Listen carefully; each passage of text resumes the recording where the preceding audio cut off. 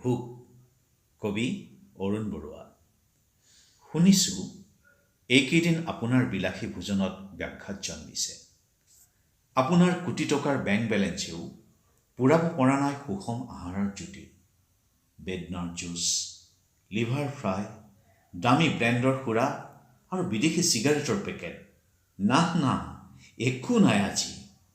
সময় আপোনাক খুৱাইছে সেইবোৰ খাদ্য, যিবোৰ খাদ্য খোৱা মানুহৰ সৈতে আপুনি কৰমৰ্দন কৰা নাছিল কাহানিও।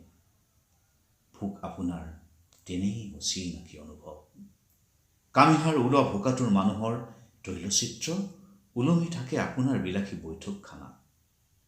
সুস্বাদু খাদ্য সন্মুখত লৈ আপুনি কথা পাতে বিষয় ভোক।